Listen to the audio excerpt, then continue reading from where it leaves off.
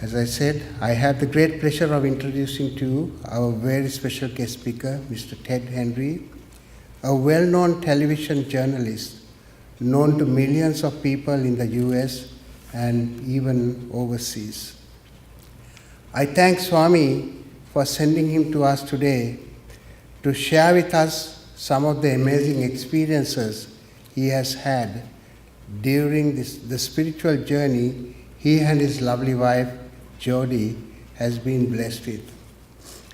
Ted served as a television journalist for more than 40 years and retired in 2009 from WEWS TV, the ABC network affiliated to Cleveland, Ohio. One of his many duties as a TV journalist included presenting a weekly news report on spirituality called Heart and Soul. These video accounts were intended to reach those most interested in learning about the purpose of being and their truest identity. Eventually, these explorations led Ted to start his work on Soul Journeys, interviewing and recording amazing stories of some of very special children of God. As a journalist with a long-standing interest in spirituality, Ted and his wife Jody have traveled extensively during the past 19 years, conducting video interviews with spiritually oriented people.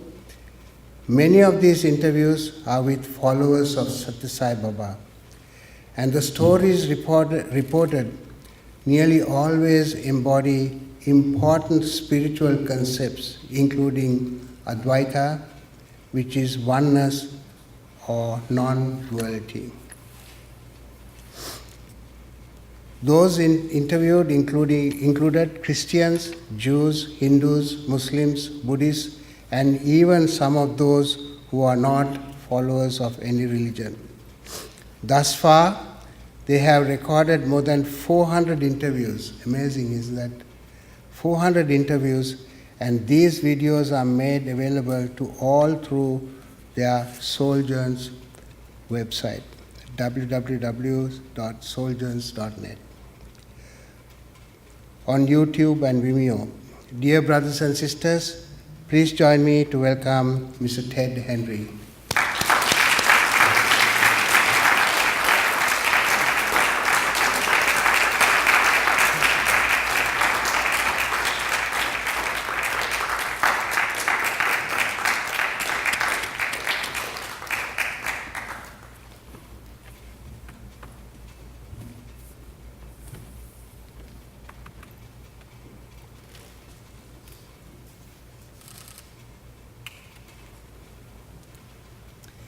Boy, wherever you stand up here, he's looking right at you.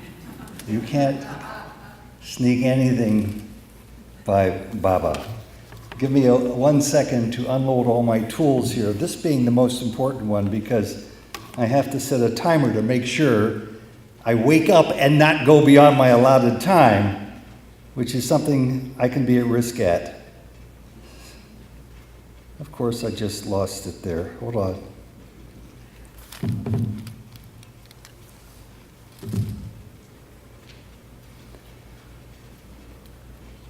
Now I got it. So let me be proper in saying my humblest pranams at the divine lotus feet of our beloved Bhagavan Sri Satya Sai Baba. I can't see many of you, but I know that there are some Sai elders in the room. So Sai elders, Sai ladies, Sai gents, Sai youth. I saw a couple of youths here. Sai Ram. And thank you very much for all the considerations afforded to Jody and me to be here today. It is a distinct honor and a distinct pleasure. But I want to begin formally as much as I can by extending my gratitude, special thanks to Mike Congleton, for two reasons. The most obvious is because it's a pleasure to be here before you today. But it was an unbelievable invitation Mike gave to me back in the year 2008. Now, I say unbelievable, and it sounds like that might be a slight exaggeration. Of course, I'm a journalist, and they're known to exaggerate. And worse yet, I'm a television journalist, and goodness knows they can use hyperbole from time to time. But this is not an exaggeration, because it was on a winter day. I can't think of winter in India and Puttaparthi, but it was in late December in 2008, sitting on the marble floor in the Cy Colwyn Hall, and Mike comes up and taps me on the shoulder and whispers in my ear, "How would you like to speak in the divine presence on Christmas Day, 4 days hence?" And I looked at him and I said, "Good joke, Mike." I didn't believe him for a second, but he kept that gaze and that look, that feeling of expectation, which I could read right through as if this is not a joke, this is real. And the more I sensed that it was real, he was asking me to speak in the divine presence on Christmas Day, the more my heart started to flutter in all ways that aren't healthy. I was very scared, very upset, completely at a loss to even know what to say to Mike, let alone to what to say in the divine presence 4 days hence on Christmas Day. More on that a little bit later. I just wanted to say that's not an exaggeration. It was the invitation of a lifetime. I've profited from it, Mike, in many, many different ways, and I'm forever grateful. For whatever reason you came up to me, I'm forever grateful. So thank you very much. Swami made me do it. Swami made him do it. Swami? Jody and I are very happy to be here. Thanks for the warmth extended to Jody and to me. She's by far the smarter of the two of us. I mean, I'm not that dumb. That's why I married her. I knew she was very, very smart, in addition to being a wonderful spiritual seeker, in addition to being an all-around saintly woman. She prefers not to talk at opportunities like this, and this is why she's smarter. She can't get herself into trouble. That's not the real reason. The real reason is because she knows who's out there, and she knows how many of you have loved Swami far longer than we have. You have a wealth of experiences and knowledge and insight. And between the two of us, we can't hold a candle to any of you standing up here if we called on you by name to speak about Baba. Well, as you can see, I'm not that smart, and I'm here. But I don't stand here as a teacher or as a professor of any kind. I stand here rather as an aging, almost 72-year-old student. I'm a perennial student when it comes to all things spiritual. And I'm a grateful student because one of the great lessons of my life came just about 50 years ago. I don't know the date or the year even, but it was approximately 50 years ago when, after being a C student in grade school, a C student in high school, a C student all the way through my college years, only later did I come to understand that it was Baba who instilled in me at that point in my life, when I reached 20, an insatiable, burning curiosity for all matters spiritual. And they led me to him. I didn't know it at the time. I wasn't quite sure what I was in for, but I speak as a student still learning up here today. Teachers, those with all the experience that so many people for so many years have stood here and talked to you about before, I actually think they could speak for hours up here because of their understanding and their many experiences. Well, I stand here as this aging student with notes in hand, as a good student might. Good students usually use notes, but good Baba students never use notes. So I have a way to go just to catch up with Baba students, because I still rely on them so I don't stray. I was tied to a teleprompter for 44 years, more or less, for most of 44 years. And you never got to stray and say anything outside of what's on the printed page. And if you give me a chance to talk, and Jody knows this, I'll wander all over the universe with my comments and never stay on target. So this is a chance to really stay close to the program with my notes here. I believe actually that giving a talk is one way of measuring a person's growth spiritually, because it forces you to come to terms with where you are in your own head, and more importantly, in your own heart. I'll give you an example of that. I challenged a man once to speak from his cutting edge of his spiritual awareness, and he shocked me with what he said. 20 years ago at a spiritual symposium in Cleveland, our hometown, I was chosen to introduce one of the foremost spiritual teachers in the world, Professor Emeritus Dr. Houston Smith from Berkeley up the street from here. I'm not quite sure why I was chosen. Somebody knew that I had a keen interest in all matters spiritual, even though I was a newscaster, and they invited me to come, and I was really, really gratified to be at Houston Smith's presence. He's known because of his 6-part series on public broadcasting back in the day with Bill Moyers. He's known mostly around the world because he wrote the second most sold book in English in the world, if you follow that, next to the Bible. The second most purchased book in English in the world next to the Bible, the book The Religions of Man, eventually retitled The Religions of the World. He knew something about what he was talking about. He was raised and grew up in China, the son of missionaries, came to the States, got himself a great education, and found that he didn't fall too far from the tree with his interest in God, as his parents had till they died. And he pursued it with vigor for the rest of his life and just died several months ago at the age of 97 in Berkeley. He visited Sai Baba's ashram in Puttaparthi. He was there in Puttaparthi when world-famous jazz musician Maynard Ferguson was there to receive an enormous diamond ring from Baba's hand. He lived many of the world's religions he talked about, he wrote about. His audience in Cleveland is made up of members of 17 of the world's religions and spiritual traditions who were there gathered to hear him talk. It was there where I met Jody Cleary for the first time. And how did I meet her there? She brought her Sai Baba contingency from Cleveland, the Sai Center there, to listen to Houston Smith. Well, one thing kind of led to another, and I spotted her way out there in the audience, and I was very shy and very timid, but long story short, we met each other, and here we are today as husband and wife. Backstage, just about 10 minutes before this curtain went up, and I was supposed to be introducing Houston Smith, I approached him with great audacity, with great boldness, actually quite foolish of me to even be so presumptuous. And I challenged him to tear up his prepared talks to this august body and to speak from that cutting edge I referred to earlier, that cutting edge of his spiritual awareness. Where was he now in the school of his own spiritual evolution? Much more so than he wrote about so eloquently in his book that sold around the world. And all he did was to stare at me. And I wasn't quite sure if he heard me or if I didn't say it correctly. But then he finally said, and he pointed to a chair over in the corner, and I forever felt that he was going to tell me to go and sit there and be quiet. He said, "See that chair over there? I'm going to go over there right now, young man. I don't know who you are. I don't know where that question came from. And I'm going to sit there for every second I have in the 10 minutes before my talk and meditate on your presumptuous question."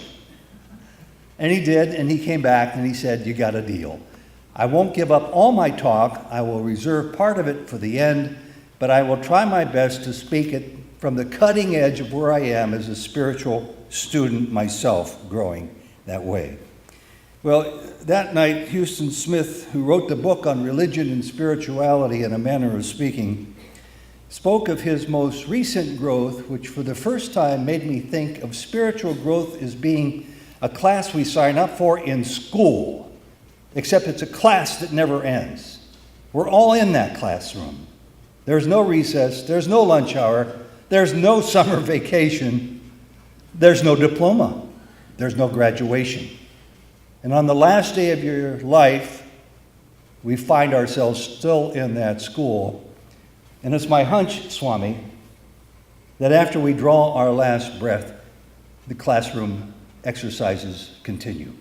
I'll find out later, as we all will. So, what is the lesson in the school that Ted Henry's in right now? The Baba instilled in me 50 years ago this curiosity to learn as much as I could. What is the lesson that I have heard and learned and relearned 100 times, and maybe it was only on the 101st time that I started to pay attention to this recurring theme? Baba's own words, "Who am I? Who am I? Who am I?"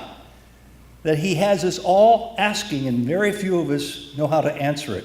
If you ask any of my 5 siblings or friends or schoolmates from 50 years ago, my workmates from 10 years ago, they'll tell you, Ted, oh yes, he's the one who's always walking around in his stocking feet at work mumbling, who am I? Why am I here? And what is it all about? And I've done that since the time I can remember when I was a child. I mean, I must have been 7 when I first have memories of wondering, who it is that I am? Well, I never thought I'd ever know. But like all of you, I now know who I am and why I'm here and what it's all about. I don't know a whole lot, but I know a little bit how to answer those questions. And I'm very grateful I'm here. So the lesson I'm really wanting to talk about today is on that same line, in that same vein. Baba's definitively his most important lesson for each and every one of us: to awaken. To awaken the truth of who we really are. Not wait 15, 25 lifetimes, but maybe in 15 or 25 weeks, or maybe in 15 or 25 days. In other words, I am God, I am God, I am no different from God. It makes my skin shiver whenever I hear myself saying those words. I think of the arrogance and the pomposity. Why would anybody ever say that? Yet that's the lesson he has us pointed to almost for every waking hour of our lives, if we listen to him closely enough. Don't become the high C, as Phyllis Crystal would always say, and there's talks probably here and elsewhere around the world, and in the books that she wrote. Don't become the higher consciousness. Be the higher consciousness. Al Drucker, a longtime Baba devotee, a physicist who turned to Baba for all sorts of reasons and who grew enormously because of Baba in his heart and at the end of his arm. He worked for many, many years teaching in the schools over in Puttaparthi. He got thrown out of the ashram 6 times for being a bad boy in ways that he never quite understood, but took it with a grain of salt, knowing that this is in my best interest. Baba will let me know in due time why this is happening to me. Not 1 time, which would be crucial enough for anybody's lifetime, but 6 times. And he was perplexed when Baba would come to him for 2, I think maybe 3 years in a row, and pull him into the interview room and say, Christmas is coming in 4 days. I want you to be the speaker to the gathering of people from the Western worlds and from Christianity who will be here today. You be the speaker. And Al Drucker would say, Swami, my beloved Swami, I don't want to say you got it wrong, but I'm a Jew. And Swami would say, but Jesus is a Jew. Speak. Speak on Christmas Day. Well, he regaled me with many stories about Baba because I met him during the sweet years of his life, toward the end of Al Drucker's life. And the message that Phyllis had was always the message that Al Drucker had for me. Ted, don't go around chasing who you are. Don't go looking too far. Don't look beyond the end of your nose. Don't try to become. Be. Just be the real you. As you all know, it's easier said than done, but I'm still taking those words to heart. Jody and I have recently, I think I can say this, at least for myself, and I think for Jody too, dedicated the rest of our lives to finding out who we are and to following through with Baba's biggest command for us. But I have to tell you, with no equivocation whatsoever, it is a lonely path. It is a difficult, arduous journey. We can't seem to get a lot of people to want to share our enthusiasm. And as Jody says, what can you say about Advaita other than define it? And she says, what is there to contribute to the conversation of becoming part of the non-dualistic world of oneness beyond just using those words? I don't think many of us have a clue what lies ahead of us. And yet the challenge is there, and I'm sure hundreds of times you've played Baba's words, ordering us, commanding us to do that in this lifetime, to work towards that awareness of who we really are. Father Charles Agata, when I first had a chance to meet him outside the Western Canteen And I went up to him and said, "You've got to say Mass here on Christmas Day." That's another story, but he was shocked that anybody would ever think he would be allowed as a Catholic priest to say Mass on Christmas Day at Prashanti Nilayam.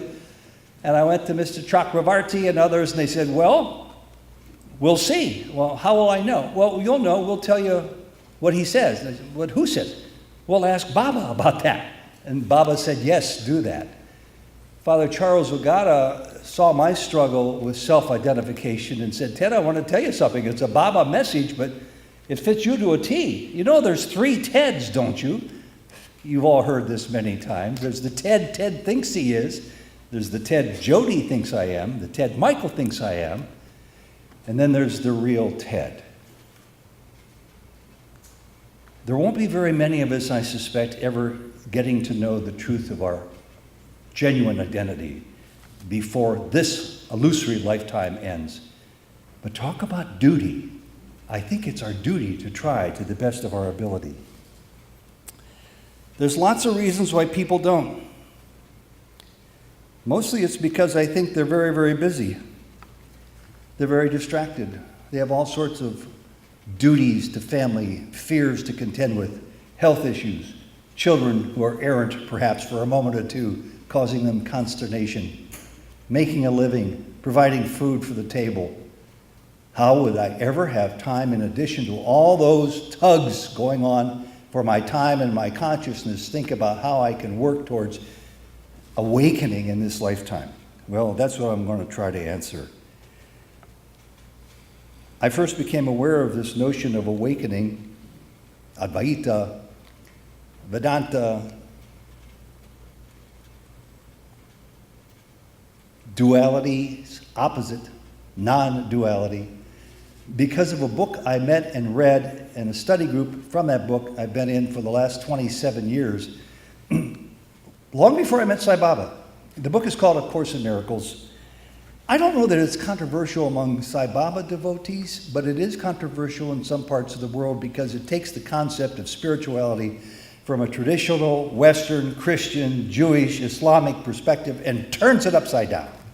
In other words, its only purpose is to help teach people about the lesson of awakening to your truest self, about non-duality, about Advaita. Well, it was in 1989, after a crisis in my life, and we all have crises, so I'm not standing here alone. I was smart enough to realize I needed help. I turned to the church group I was in. They had a book club, and we started reading A Course in Miracles. By the way, coincidentally, just about the same time, maybe a year or two later, I'm not quite sure, across town, a woman I didn't even know, in a different Course in Miracles group in Cleveland, Ohio, Jody Cleary, was studying the very same book. That book led both of us, there's no mistake about it, to Sai Baba, which I'll tell you about in a second. The book came out in the mid-'60s. It really wasn't published till the late 60s.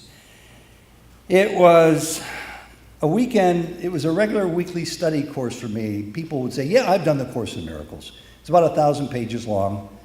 I found it difficult to read. Some people find it easy, but they think they've done the Course in Miracles. In other words, the purpose of the book is to bring non-duality to Westerners.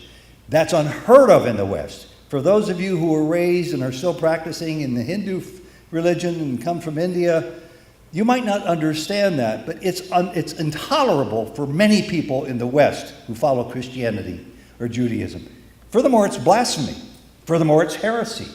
So those are pretty big strikes against it, and it really makes you step out of your comfort zone to agree to lend an ear or an eye to study what it really means to be at one with God, which is what Advaita is. The book was a perfect setup for both Jody and me to find Baba. If I recall correctly, and I should have her up here to speak for herself, the book became a little dry, as books can do, for her after many years, and she wanted to find the living embodiment of such a philosophy. And she found him in Sai Baba. And because I met her, and she's now my wife, a short time after we met one another, Baba became my guru. I paid sort of a little bit of lip service for a while because I wasn't quite sure I understood, let alone could follow some of his teachings, but I got there. And that'll be coming up a few seconds later. Anyway, she wanted more, and she found it with Baba. I wanted more, and I poured myself into A Course in Miracles, and the study groups have been a part of my weekly life since 1989. Last week, I went to my latest Course in Miracles group in San Diego. There's courses all over Los Angeles. I would guess there might be 20 here. There's a good number in San Diego. They're all over the world for spiritually minded Westerners who have never known the concept of oneness. Or to put it another way, never know the greatest lesson Baba's put out for all of us to rise to in this lifetime, I want to point out. So on that trek, on that journey, I found myself getting on an airplane and going to Talheim, Germany, to visit with a woman reported to be an avatar. Very sweet, very dear woman whose name is Mother Mira.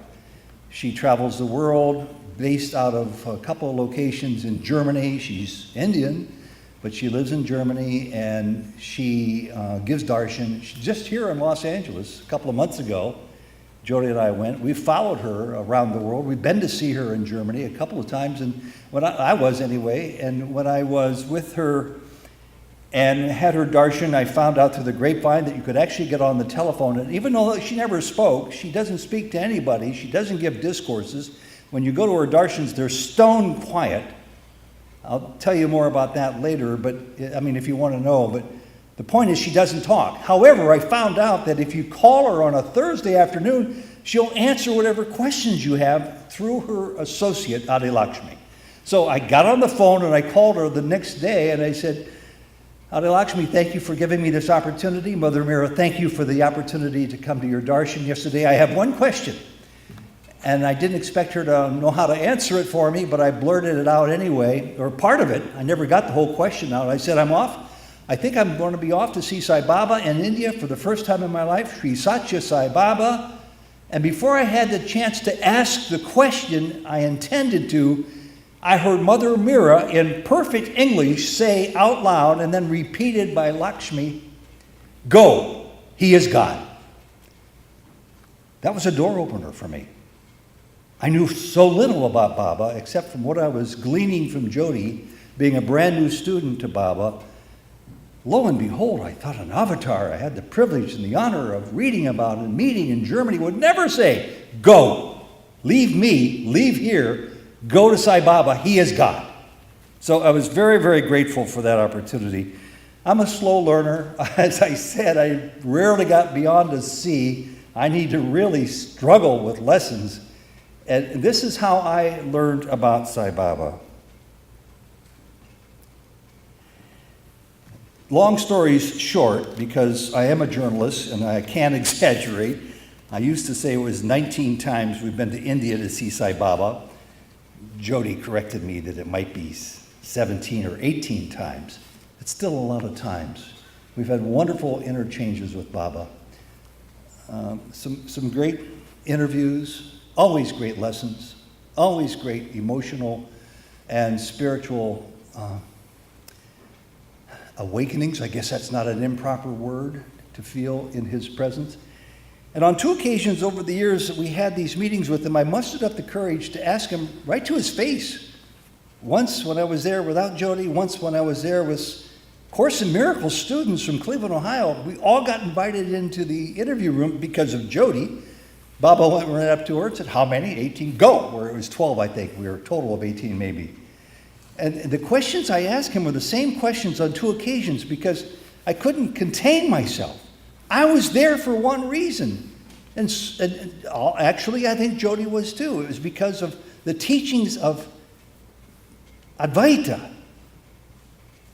And I wanted to know the creator of the universe, the creator of the oneness, view on that. So I asked him, "Baba, are you the author of A Course in Miracles?" "Yes." Twice he said that. And on one of those occasions he added 5 simple words extra. "Best book I ever wrote." Well, that did it again. These awakening periods, and I've decided that is an appropriate word to use, awaken me like somebody blaring a symphony in my ears and shining a spotlight in my eyes. You can't misread that. And you can't misunderstand it. And you know you're onto something big. And you know it might take you another 10 lifetimes, but you don't care anymore. You know you're on the radar of the Lord, the radar of God Almighty, and just keep plugging away regardless if you're a C student or an A student. It needn't matter. Well, I found a couple of quotes along the way. We've all have our favorite quotes and lessons or messages from Baba. And I'm going to read just a couple of them. They won't take very long. The first one's the longest, forgive me for that, but the rest are very, very short. Some of these I've learned from some of my favorite Sai devotees in the world, Sai Youth. I wish there were more of them around today. Maybe that day will happen again. I lament that.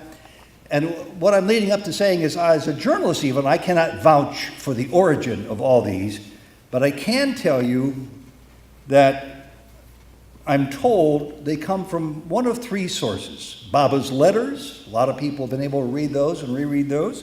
Baba's discourses that are, I think, all typed up all over the world now. And Baba's interviews, face-to-face interviews.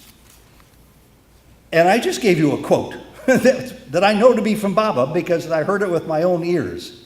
Best book I ever wrote. Now, he may have been saying that to an audience of one. He may have been meaning something different for anybody else who heard that. That I can't say. But these are quotes about the subject that I'm here to talk about that I've decided to make it the only subject left in however many years Baba gives me. So the first one goes like this, and many of you have heard this, but I know some of you haven't. My dear children, there is no longer time for slumber. You have been asleep and dreaming for thousands of lifetimes. If you do not awaken now, this chance may not come again for thousands more. Come with me.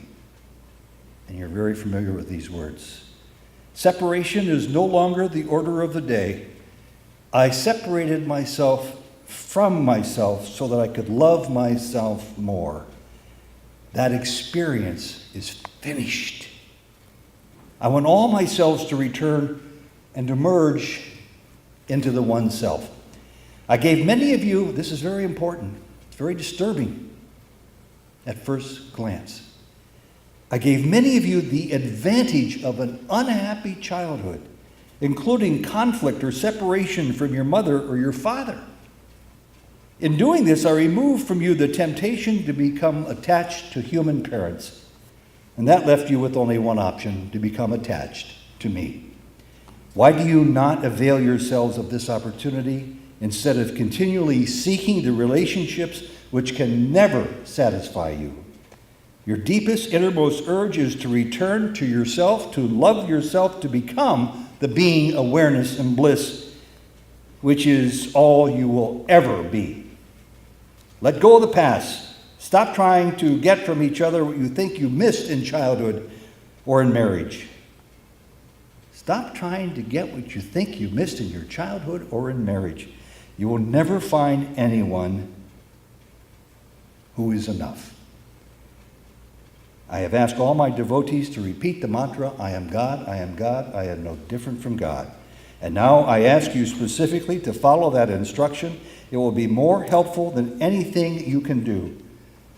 And in my own curiosity as a journalist, finding as many complimentary phrases to that order, that command of his, as I possibly could, I've come to the conclusion that he does not want us to wait until next seventh lifetime from now, but now, in this lifetime.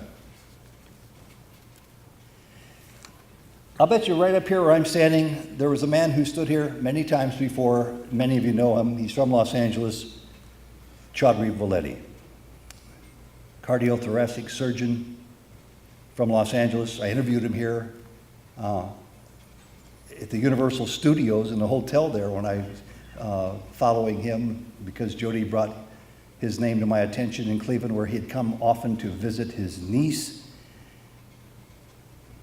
And when I think of Chaudhry today, I think of him in the likes of people I think of who remind me of him: Sarah Pavan, Venkat Kanabati, G.V. Venkatraman, Mr. Chakravarti, all these people who had, it would seem to me, just a natural ease to be with Baba, almost whenever they wanted to, although I know that would never happen, but it seemed that way to the outside Ted. Anyway, he came to our home in Cleveland one day to record a soldier's interview. And we got talking about the subject of awakening. I think one of us asked a question, it's probably me, and he had a comment about this goal that we seek. Some of us seek. Some of you right here, right now, I think are there. And I'd like to find that out so I could interview you, because we all need your examples if you're there.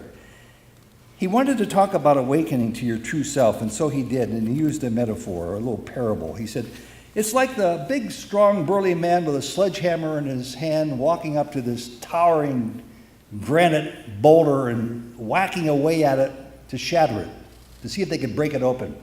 7 and 8 times, not a budge, just vibrations that would hurt his hands, but nothing more. 10, 12 times, nary a whimper coming from that boulder.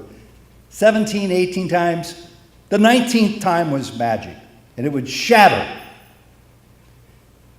And the lesson, I believe, Chaudhry was trying to convey to us about awakening was duty. You know, many of you are sitting there thinking, Ted, what are you talking about? Baba's promised awakening to all of us. Moksha is our destiny. We have nothing to fear and nothing to worry about. And you're absolutely correct. He does give us the matter of choice as to when it might happen. What would you do when it comes to moving heaven and earth to be there now in this lifetime? We would do anything. What I don't think we realize is we can get there now in this lifetime.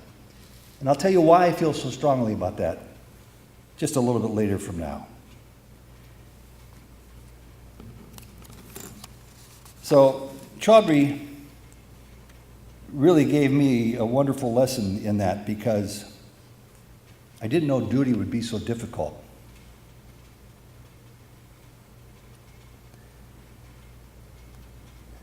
That brings me back to what Mike Congleton is responsible for in my life.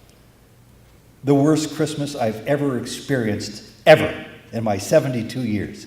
Actually, it was more or less like my 68 years at that time. 65 years, in Puttaparthi, India, was the Christmas Mike ruined it for me by giving me such a magnanimous, enormous invitation that I couldn't say no to. I was filled with fear. I was filled with concern. I was filled with the lack of feeling worthy on any level. And part of my fear was that I've known stories of Baba inviting people to speak and then at the last minute shutting them down. No, don't speak. And I didn't know how much I was going to risk putting myself out there and trying to come up with the right words. And I was thinking of Phyllis Crystal. You know, she died at 102, and in her late 90s, Baba asked her to come and speak on Women's Day in Puttaparthi, only at the last minute to say, no, don't speak, don't speak. I didn't know I could handle that. And it was the worst Christmas I ever had. I was so scared. I was so nervous. I told Jody once this, and I can't believe I said it because I really meant it, but it's preposterous. I said, you know, if my car were parked outside of Roundhouse 1 where we're staying this Christmas, I would go out there right now, get in it, and drive home to Cleveland, Ohio. It's just the most ludicrous thought I guess I could have, but I really felt that desperate. And finally we talked again, and some of that fear and trepidation started to ease a little bit, and I finally put pen to paper, and I poured my heart out the best way I could to write the best talk I could about what Christmas means to me in front of Baba. And poor Jody, she had to hear me deliver it to her, and she was loving and compassionate, and added these words similar to them. I can't remember exactly what the words were. That talk will never do. And she knew me. She knew that that was a television, ego-filled, blustering television anchorman writing a public relations release about who Sai Baba is and what Prashanti Nilayam means to others. It had nothing to do with revealing the inside of my heart to those people on Christmas Day, let alone to Baba. It was very hard. I didn't sleep for a couple of nights. And I kept writing away, and I wrote a couple more times. And Ted, that won't do. find out what you have to say to Baba. You need to say it now. So many people are never given this opportunity, and you have it. Use it. So I wrote again.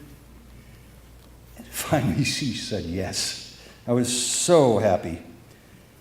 I wrote the talk a couple of times, changing it wholly, like 100% each time I wrote it.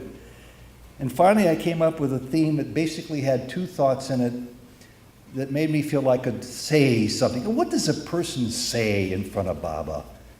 You know, I know what educators say and ministers and retired physicists at Prashanti say and people like Mr. Chakravarti would say, but what am I going to say?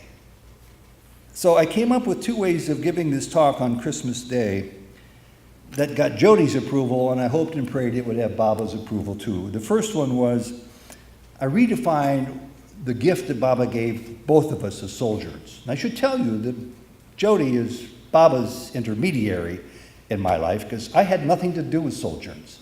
She came up to me one day and I rattled off some fantastic number about the interviews I'd done on TV5 over 44 years, 38 years at TV5, about 10,000 interviews. And that's what anybody would do working that many years, almost a half a century.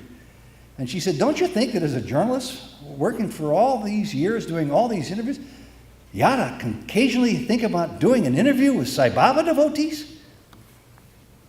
And that started it 20 years ago. And the point that made it worth repeating to Baba was that I had it all wrong.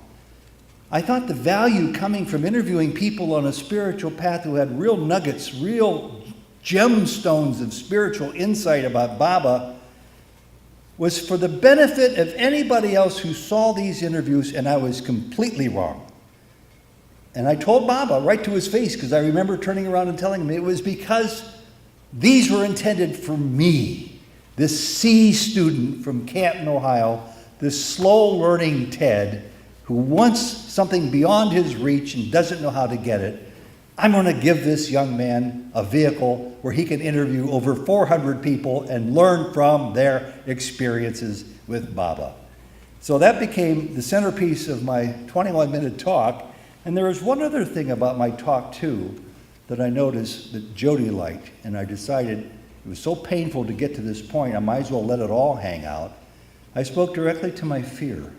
I had the most base fear concerns, the most kindergarten-esque fear concerns about this talk.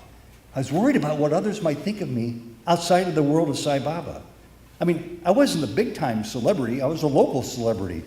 But the word does get back that, you're 6 and 11 o'clock anchorman who's been doing the news for up to that point about 35 years. Do you know he doesn't follow Jesus? Do you know he follows this, for all I know, it's a cult located in India with this fuzzy-haired man who's leading everybody down the wrong path? I was fearful of that happening. In fact, years ago, Baba gave me this ring, and he hit me on the heart 3 times, good heart, and then on the shoulder 3 times and whispered in my ear, be careful. Many jealous around you. And so, for mercenary reasons, as well as for fearful reasons, I went like this with my ring and turned it inside out for years because I didn't have the courage to show Baba in the form of this emerald ring the way it was meant to be shown until that Christmas day. And that's the other thing. I learned to finally confront my fears about my feelings of Baba. And the very first line of my talk that I tried to deliver with the greatest emphasis I could, because I not only really meant it, but I wanted people to know I really meant it.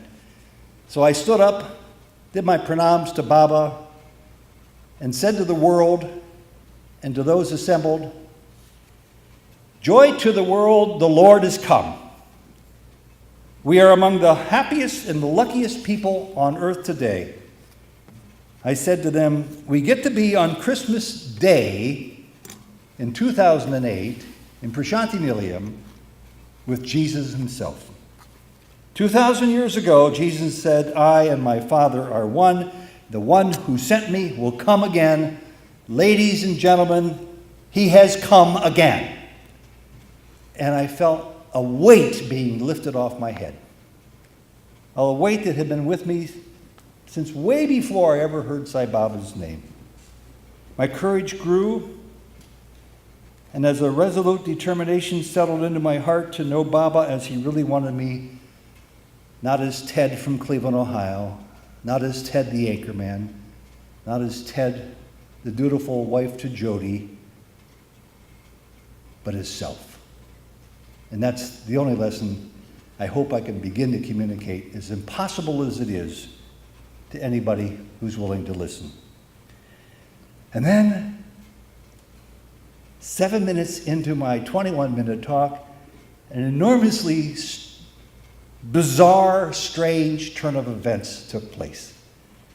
And I think Jody's probably amazed that I have the courage to talk about it, because it's something I guess I should be ashamed for. But I've reconciled all the ups and downs in my life with Baba over and over again. And it's easy to be thankful for all the wonderful blessings in your life. It's a little more challenging to be equally thankful for those things that bring pain to your life. Well, 7 minutes into my talk, pain was brought into my life when I turned around to look at Baba's smiling face. And what did I see? I saw him gesticulating to the boys to turn his wheelchair around and wheel him out of Cy Coleman Hall. And he did. He left. Baba, what did I say? Baba, I'm sorry for my mistake. Baba, how did I hurt you? Baba, should I go on with my talk? Baba, I'm so sorry. Believe it or not, I said all those things to me vividly in my head. At the very same time, I'm continuing to deliver my talk to the 30,000 people inside Cy Coleman Hall. Jody said I didn't skip a word, but she noticed the air went out of my heart. She noticed a flatness in the atmosphere because of the crushing blow I must have felt, and in fact I did feel, when I turned to see Baba leave the floor.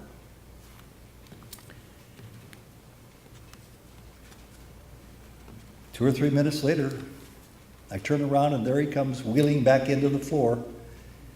Big Cheshire cat smile on his face. Couldn't have been warmer, couldn't have been more loving without saying a word. I went on to finish my talk. I bowed down to him. He patted me like I was his beloved puppy dog, his beloved Cocker Spaniel puppy dog. He patted me, and I felt so good because I was a child. And whether you sit here today at the age of 27 or 97, we are all child. We are all children of Baba. And he wants us all to become self, the one self. And that leads me to a shorter second quote from Baba that some of you may be familiar with. My mission is to raise the consciousness of man to a level at which he neither rejoices nor mourns over anything. You must not only have freedom from fear, but freedom from hope and expectation. Trust in my wisdom, I do not make mistakes. Love my uncertainty. How many thousands of times have you heard that? Love my uncertainty, for it is not a mistake. It is my intent and will. Remember, nothing happens without my will. Be still. Do not even want to understand me. Boy, did he really mean this, because he repeated it several times. Do not ask to understand me. Relinquish understanding. Relinquish the imperative that demands understanding. So I've given that up. I'm no longer trying to figure you out, Swami. I can't figure myself out. It's so confusing, this world of duality, non-duality.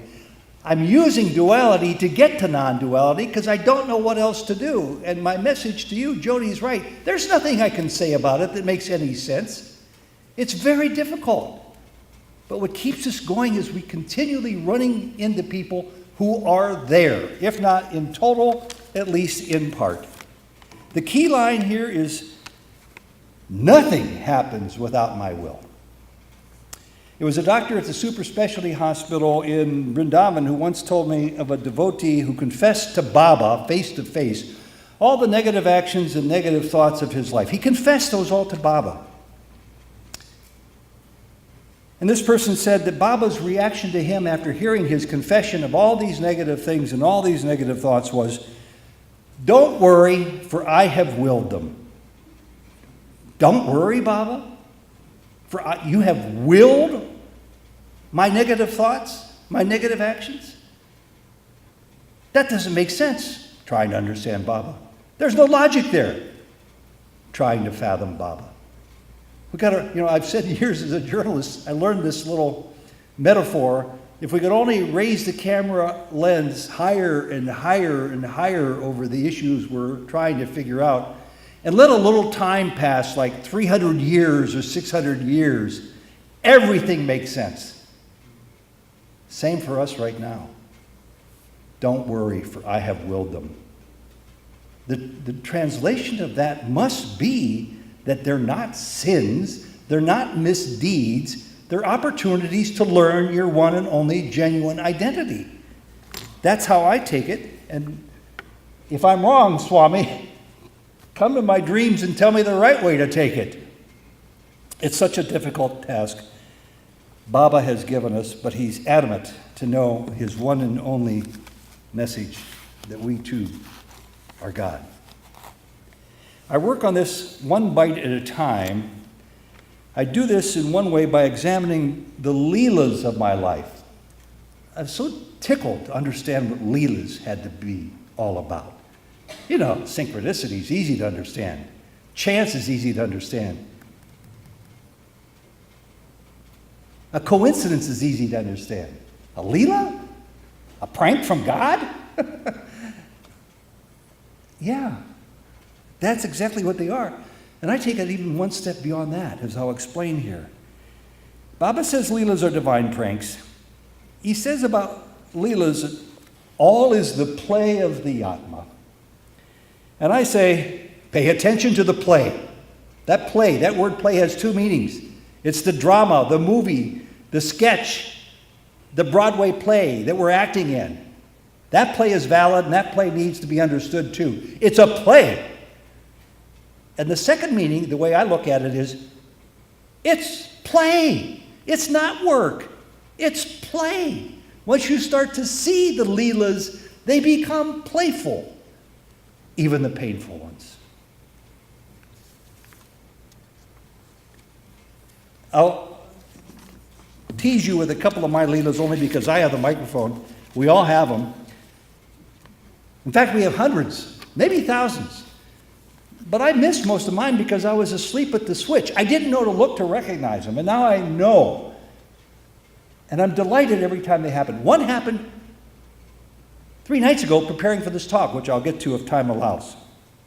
Anyway, this is one of the leelas in my life that Jody will chuckle at.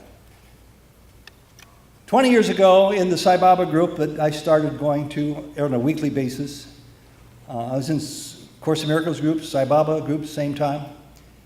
We decided we were going to go see Sai Baba. And we went around the room one night, close to the time of the departure of the airplane, and people would say one after another, okay, I'm set to go. I've got my passport, I got my visa stamped, and I've got my tickets. All the way around to me. I don't have my passport, I don't have my visa, I don't have my tickets. Ted, aren't you worried? Ted, you should be really concerned. Pray to Baba. Ted, do something. And I stood up. Anybody in television news, I hope they're all forgiven for being arrogant. I was at my greatest arrogance when I stood up and said, I'm a reporter. I know how to work the system. I've traveled before. I know how to do this. I'm going to see Sai Baba come hell or high water.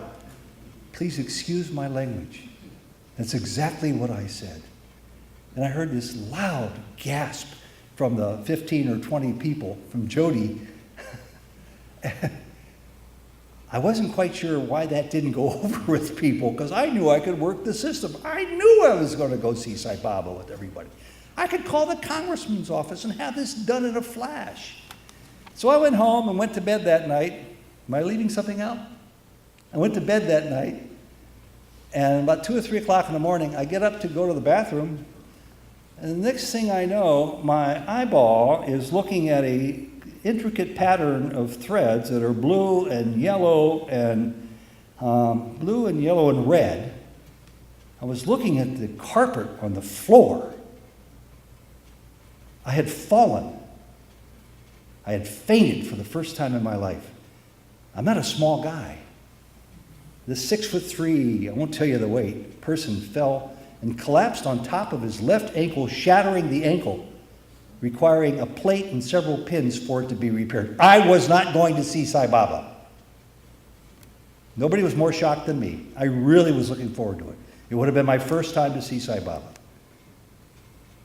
I started to learn the lesson that nobody speaks for Baba, nobody presumes to know what's going to happen that Baba wants to happen until it happens. It was a tough lesson for me, but one of the most joyful parts of it was the Leela that right before Jody was to take off with her friends to go see Baba, she came over to visit me at my house, and she saw my cast up to my knee, fiberglass cast, and she brought this card. She brought, I'll put it here so maybe some of you can see it. It's Baba's calling card with the gold lingam. Yes? Oh, it's so tiny it's not going to be seen much. Jody, by the way, has these here, golden lingam cards. She's got a whole pile of them with the interpretation of what it's all about, and they're out there somewhere? Okay, they're out on one of the tables out there. I didn't know she was bringing them until today. She took this card, not this one, the real one's home on our altar, and starting to fade now, and she stuffed it, she just put it inside the fiberglass cast, up against gauze. This is wintertime. There's no condensation, there's no moisture, there's no humidity in the house. It's perfectly dry. The next morning I get up and I pull it out and it is drenched. It's like somebody took a can of water and poured it all over the card just as I was about to pull it out. And I was just totally flummoxed. I still don't know what it means. The second morning I got up and I pulled this out, and it wasn't pouring like it was the day before. Instead, from the lingam on down, in the form of a perfect triangle, maybe somebody knows what the symbolism there means, down to the base of the card was a fine spritz mist, like somebody went in a perfect triangle. And in the next morning, there were a few droplets of water, and then nothing after that. I still don't know what it meant. I knew it was a Leela of some sort, and I was very grateful that once again I felt like I was on Baba's radar in a way that I wouldn't have wished. But there was consolation in knowing that the Leela is for your best benefit. And I now know that the Leelas, good ones and not so good ones, are to help us to awaken to ourselves. Years later, after maybe 6 months after Jody had surgery, a bunch of us went to see Baba. He came up to Jody and said, interview. So we all went into the interview room. And, I'm the wily, eagleful journalist who knows how to position myself well, so everybody's sort of struggling in, and I go make a beeline right for his chair and sit right in front of the chair, and I stand up because I see him walking towards me, and Baba comes from the front door and comes right up to me and says, "How is wife's left eye?" And I almost blurted out, "Baba, who told you about Jody's surgery?" I'm glad I didn't. These are meaningful, humorous pranks, but the emphasis should be on the word meaningful, and they happen all the time. When I was at TV5 for 35 years, I left there after 38, a boss took me out to dinner. I had 5 general managers over that many years, and the 4th one took me out to dinner. We had a nice dinner, talked about news. He said, "Oh, one more thing before you go, Ted. Before you go back to work, I want to ask you a personal question." "Sure, go ahead and fire away. Anything's game." "What is your passion?" And I said, "Excuse me?" He said, "What is your passion?" And I said, "I've never had that question asked of me." It's not a hard question to answer, but you might not want to hear the answer. It's not news. It's not television. It's not ratings success. My abiding passion is spiritual pursuit. he seemed to get it. He seemed to understand. And within a second, he said, well, don't you think for a young man, well, I wasn't a young man, but who had been working for 35 years, number one in the ratings for many of those years, anchoring the 6 and 11 o'clock news, ought to have a say at least once in a while in some of the news that he covers on the shows he's anchoring? Starting Friday night, I want you to have a weekly series on spiritual pursuit. Name it anything you want. Heart and Soul is a good name. Interview anybody you want from any spiritual tradition you want. Put it in your own words and start doing that until you leave the station. And I did. Like many other instances, I knew that was Baba. That was Alila. I've never heard of anybody being asked that before. The last one isn't so funny or humorous. I really do believe that the great pain that comes into all of our lives, not one of us is spared, is something in the end when we raise that lens high enough and I'll have enough time pass by that all we can do is say, thank you, God. That's helped to awaken me to my truest identity. That what I'm thinking about are some of the final words my father ever gave me. He died just before his 89th birthday, and this is relatively close to that time, although he was healthy right up to the time he died. He was an outstanding man of God, a great Catholic. He was a wonderful father. There were 6 kids, and never once did I hear of a single occasion where he raised his voice, raised his hand, raised his temper, or used profane language of any kind, or got angry with any of us, ever. Having said that, I didn't talk to him about it, but I knew he was not terribly happy that I got divorced in 1989, and when I remarried, that I didn't go to the trouble and the law of the church to have my first marriage annulled, scrubbed clean and erased by the Vatican so that I would be in good standing to get married to Jody. But I did it anyway, and that was big for him. Furthermore, it was big for him that in his eyes, I tossed Jesus out of the window and replaced him with Sai Baba. He didn't want to hear any explanation. He didn't want to hear anything about how I felt in my heart. And I love Jesus. He didn't want to hear that. But he didn't show it to me until this day. And what he did was to quietly lead up to a sentence that was quite shocking. He said, I just want you to know that my eternity in heaven will be forever darkened with the realization that my son will never be there.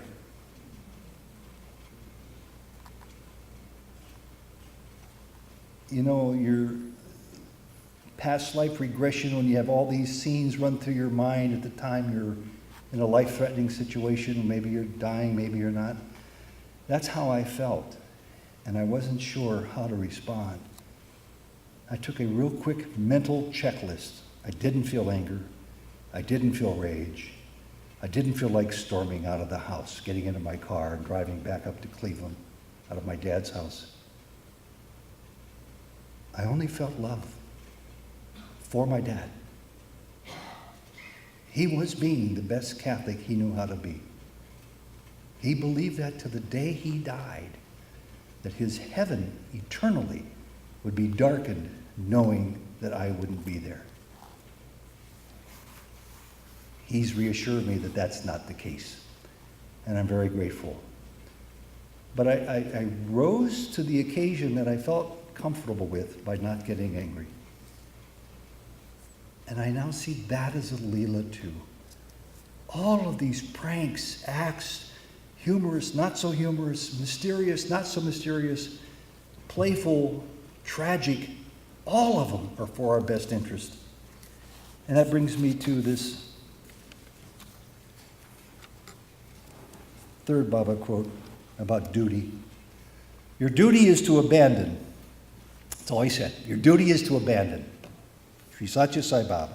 Abandon all of your plans, even the best ones. Abandon all the theories you cherish, the doctrines you hold. the ones you hold dear to your heart. Abandon. Abandon the systems of knowledge that have cluttered your brain and preferences that you have accumulated. And abandon the pursuit of fame, fortune, scholarship, superiority. Abandon the pursuit of all of these. They are all material, all of them. Instead, enter into the objective world after becoming aware of the Atma. Then you will realize that all is the play of the Atma.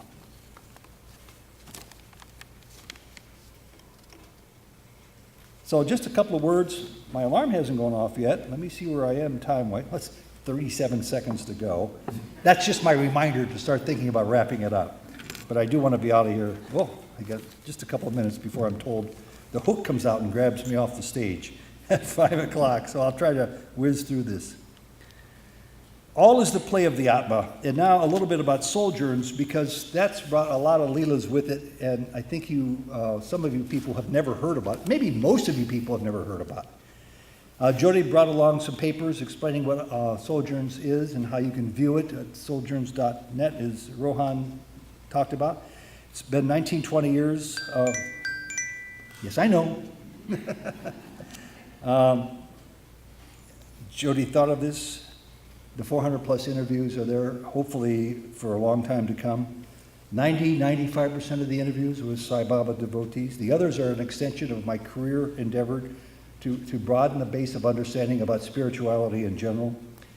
I've done interviews with Amachita, Hugging Saint, Amashri Karunamai.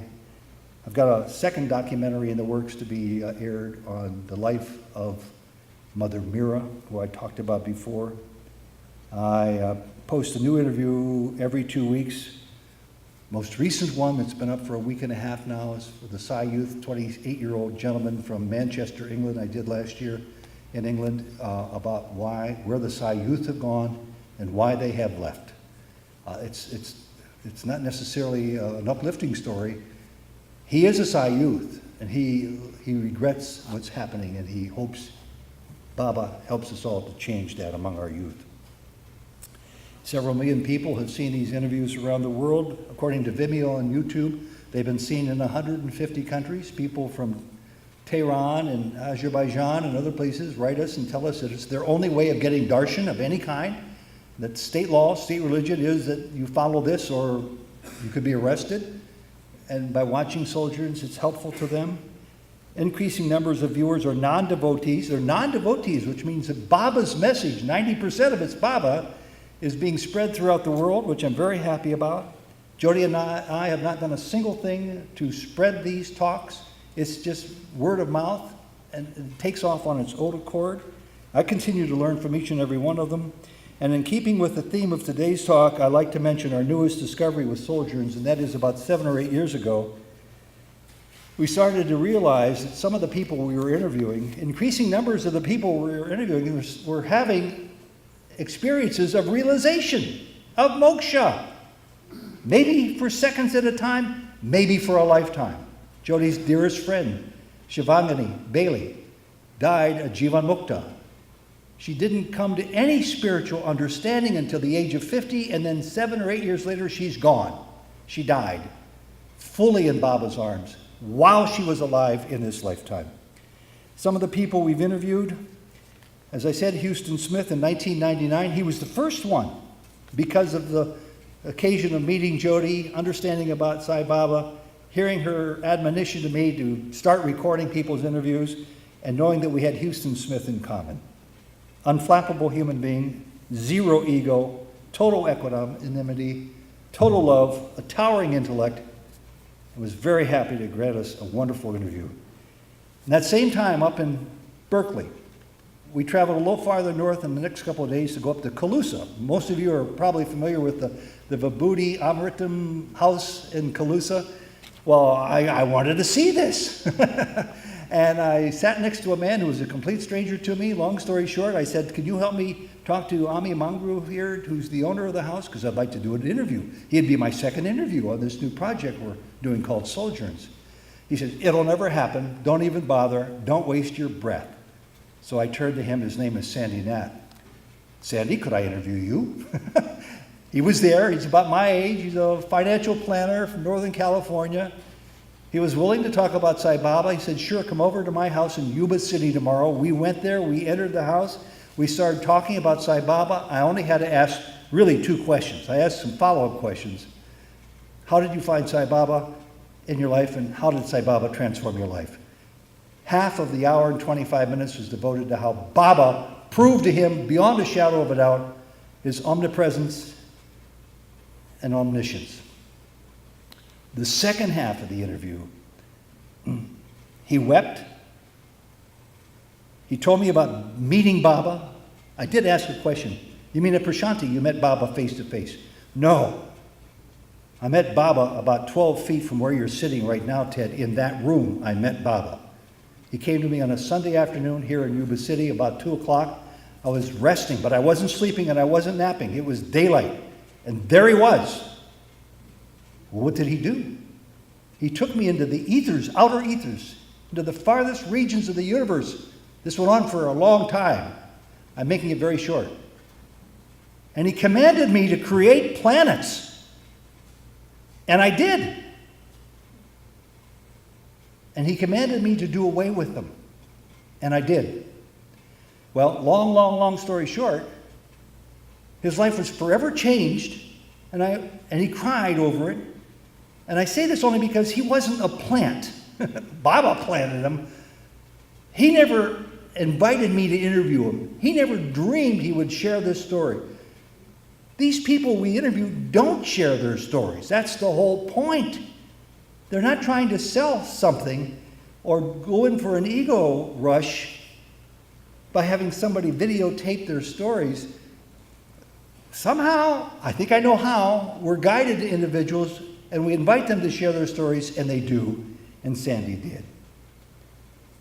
He's another one I think has great signs of his own awakening. Wayne Dyer, the international spiritual author and lecturer from around the world. I saw his career change him. And I had a chance to interview him on 2 occasions, and on the second occasion, I just thought I would try this. I thought I knew him fairly well. I certainly saw his programs on PBS for many years. I remembered interviewing him back in Cleveland years ago. And I decided to ask him if he'd ever heard of the name Sai Baba before. Sai Baba? He comes to me all the time. And every time he comes to me, I cry. I'm crying right now, just thinking of him. He died, Wayne Dyer, within the last year, with a picture of Sai Baba on the bedstand next to where he died. His life changed as much as any person's I've ever seen in the business that I'm part of.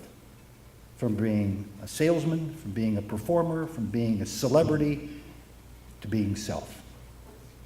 Shivangani Bailey, Jivan Mukta, Father Charles Ugata, all he knows is love, love, love. Maria Hott, we just heard from her today, a registered nurse from Holland, who in her retirement sold everything, moved to Puttaparthi, started working immediately at the General Hospital years ago and is still there today. She's an Indian today. She gave up her citizenship and became an Indian. And what does she have to show for it? Absolutely nothing. She has no possessions. She has no attachments. Oh, she has Baba in her heart, but nothing else. And she's one of the happiest people we've ever met. The Pink Twins, Dorothy and Maya O'Brien, they're Baba's age. They were brought to Sai Baba by their mother, 20 years older than themselves. This is a story I like repeating. I heard it from a man who saw this happen. Baba came out, went into the interview room, and took with him the Pink Twins. Never married, devoted their lives to Baba.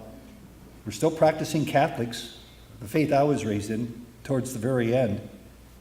And Baba came out of the inner room to the veranda and said to the gents there, to the doctors, to the professors, and to the VIPs from the world of Sai Baba, did you see those 2 women in there? They serve more than all of you combined. They serve with the mind. And I kind of have to feel that you know a little bit about the sweet taste of nectar called moksha, to be able to serve exclusively with the mind. Jack Hawley, I'll bet you he stood here a couple of times, maybe more than that. He used to live in Huntington Beach. He and his wife Louise had been to see Sai Baba for 6 months at a time for 35 years, and then they'd come home for 6 months at a time. He's the one who told us in the first interview, I guess it's our only interview with him, I don't know if it was Jody who asked the question or if I did, about his daily practice. Well, let me see, I get up, Ted, and before I have breakfast, I say Om Shri Sai Ram 10,000 times every day. I said, when do you have breakfast? At 6 p.m.? No, about 3 or 4 hours after I get up. We're going to see him in a couple of weeks up in Palm Springs. I'm going to ask him if he's still doing that. I check with him from time to time, and he continues to do that. Om Shri Sai Ram 10,000 times every morning. And the reason why I know he's there, even though he's there in the illusory physical form in Palm Springs, but he's really there in realization because of a question he answered when I asked him, what about your fear? How much fear do you have? That's always a good test of Baba devotees. I'm always curious because I have a load of fear. And he says, well, I have no fear. I don't think about it. I haven't thought about that in years. What do you mean fear?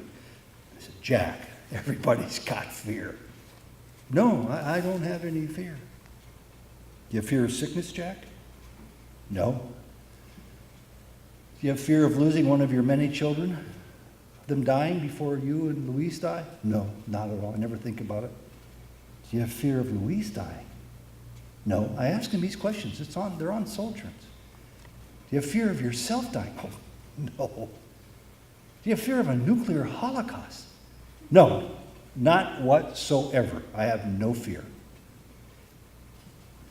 When you meet people who have been around Swami, it doesn't really matter if it's been for years, as is the case with Jack or with others, you start to feel there's something going on that we don't have to wait 25 lifetimes for realization. It can happen now. And that's what I was trying to impart to you about the insights that Jody and I gleaned from doing so many interviews. We're meeting people. They're not all Baba devotees. I'll butcher this name, and I don't mean to. Maharani Prithvi Birkar. Jody's nodding her head. She's a rugged individual. She's a tough-talking woman. She's strong in her beliefs. She loves Baba. And she's gone now.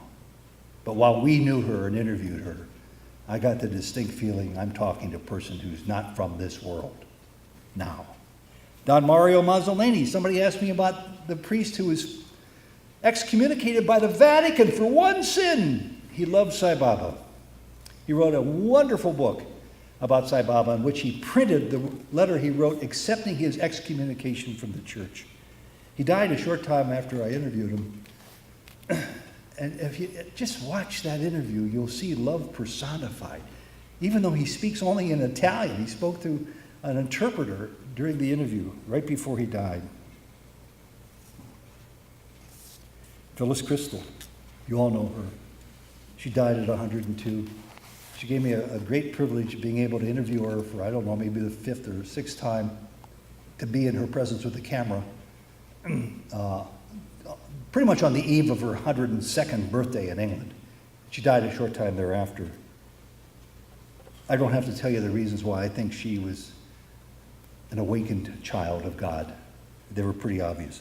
Christian Maves, the professor of medieval Italian and literature at Notre Dame University, who was the interpreter for Don Mario Mazzolini. He went to school at Harvard and Columbia. He's a worldwide leading authority on the life of Dante, the great poet of the Middle Ages, who said this at one point, of 1,000 wise utterances: consider your origins. You were not made to live as brutes, but to follow virtue and knowledge. That's how I think of Christian Maves, an ardent follower of Sai Baba.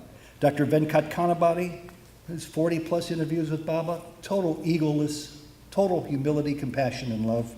Alan Morlock, another person who's many, many times been to see Sai Baba, He's a mystic of the highest caliber, in our opinion, because of the chances we've had to meet him and talk with him and sit with him and learn from him about Baba.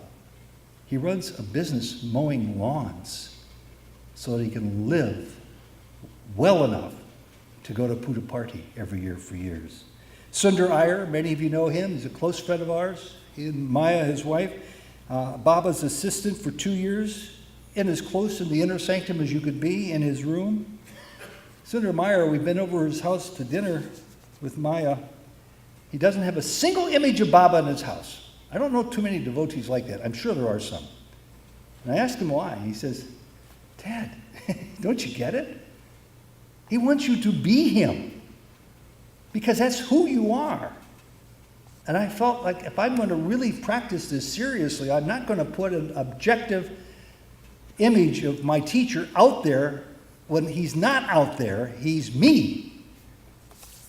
Arthur Hillcoat, I'm going to wrap this up by just going down the line. Arthur Hillcoat, Vijaya Kumari, interesting about her, she's one of the most humorous, realized people I think I could ever meet in 1,000 years. She's been with Baba since the day I was born, quite literally. As a young girl in 1945, when I was born, she was with Baba in Puttaparthi in 1945. Well, you all know about Vijaya Kumari. 2 great interviews with her. Yogesh Patel from England, just a wonderful young man. Wonderful beyond description with his awareness, his awakening. Drew Decker, who's the head of the Course in Miracles group that I go to in San Diego. He's getting married. He's probably married today already down in San Diego. Srirag Balaji Srinivasan. Srirag's our pal from Perth, Australia, who's put Sojourns on the map. As I said, we never spent a penny. We didn't know how to market it. We don't know anything about promotion. Out of the blue one day, 6 years ago, he sends me an email. You don't know me, but Swami sort of told me, this came later. Swami sort of told me to construct a website for Sojourns. I know you got one, but take a look at mine. I sent it here. It was fantastic, 10 times better than anything I could ever do. We thought he was this wise old 65-year-old engineer from Perth who loved Baba and was going to help us out of the generosity of his being. He was a 16-year-old kid who built this website before we even knew about it and gave it to us sight unseen, and it's still on today at sojourns.net. While I was interviewing him on a Skype interview not so many weeks ago, maybe 3 or 4 months ago, later he confided in me that he's been having these experiences of moksha, of awakening, as an ardent follower of Baba, and that during the interview, he was going through one of those periods. This is weeks after I interviewed him. It's just a wonderful story. Same thing happened with Miles Williams, who's never heard of Sai Baba before, and told me about his awakening when we were in Ojai, California. Interviewed him a second time, and he said, remember I told you about this feeling of bliss that I had last year? I'm having it now, Ted. And it wasn't because of the interview. He's far too sophisticated for that. And I'll end on this. An unnamed person who I interviewed and I put up on Sojourns. It's there if you want to go find it. I won't tell you too much more because I respect his privacy for the reasons I'll share with you now. He was at a Course in Miracles meeting. Drew Decker wasn't there. I was sort of like the de facto facilitator, and we're reading a passage on non-duality. And I said out of the blue, has anybody ever tasted the sweetness of bliss of non-duality, as the book says is our true identity? And this fellow raises his hand, and he's shy, and he's sheepish, and he's studious, and he's maybe 28 or 30. Well, tell us about it. And he did. He told us about bliss. So I told Jody, and I said, we have to interview him. And we did. It's a wonderful interview. Totally spontaneous. Would never ask to be interviewed. Never want to share this. But that got through to him somehow. Because it has to do with this idea of leelas. Baba, I'm sure of it, gave me a leela because he knows, and he's known for hundreds of years, that I would be talking on this day about our quest for oneness, and that's where we want to put all of our attention as much as we can right now. So the leela came in the form of a letter I got from this fella who said, I would like you to send a reference letter if you could, if you would. You don't have to, but I'd deeply appreciate it since I got to know you a little bit. Would you send a reference letter to the university up in Palo Alto, where I'm going, because I want to get my PhD there in transpersonal psychology. He sent me his statement of purpose, which is several pages long. I just want to read you a paragraph. That's where the Leela is for me. My spiritual journey began very early in life. I have always had an inner knowing about the unchanging eternal self, though I can argue that the real work began when I experienced an awakening in 2010. Since then, I have done a lot of transpersonal work, mostly forgiveness, as well as exploring the depths of my subconsciousness. The aperture through which I have viewed my experience of spirit has changed and it has evolved as I myself realize more truly who I am. I have studied myriad philosophies, including Hinduism, Buddhism, and Taoism, which served to open myself to a more expansive view of reality. I am currently focusing on allowing to trust completely in letting go of the duality perspective. The journey has been challenging, but the results and experiences I've had in the past year have been increasingly liberating, and I intend to keep true to my path wherever it may lead me. I believe I have a duty to others to try and bring this knowledge forward.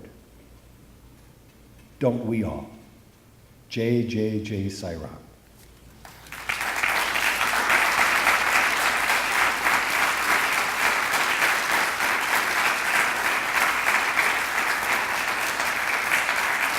Thank you.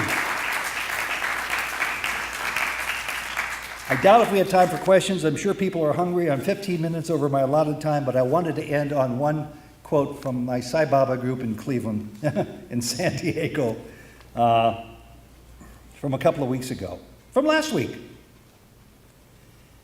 from our study circle with Sharon and Sam Weiss and company at their house. Baba's quote: as long as there is distinction in the mind between God and I, as long as there is distinction in the mind between God and I, there is no bliss. There is no bliss, there is no happiness in duality. Sairam.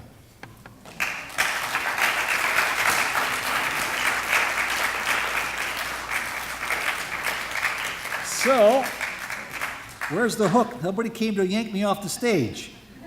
I don't know if there's time for questions or not, but I'll be happy to answer questions, if not, in the cookie room, where we're going to adjourn to in a couple of minutes. So I'll let them decide. Thank you very, very much.